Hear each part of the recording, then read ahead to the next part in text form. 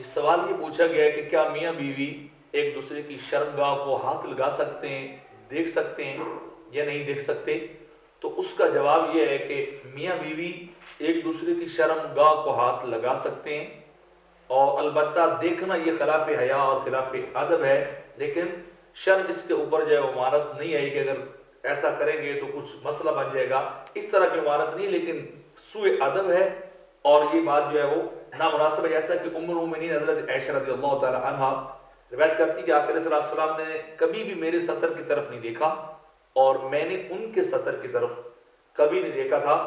یہ بات حدیث شریف کے اندر واضح طور پر لکھی گئی، ابن ماجہ کے اندر، ما نظرت او ما رأیت فرج رسول اللہ صلی اللہ علیہ وسلم قط، میں نے کبھی بھی سرکار کی شرمگاہ کو نہیں دیکھا، نہ انہوں نے کبھی جو ہے میرے سطر کو دیکھا۔ اور اس طرح دیگر کتب کے اندر بھی روایات ہیں کہ انسان ہاتھ تو لگا سکتا ہے، دیکھ بھی سکتا ہے، لیکن یہ ادب کے خلاف ہے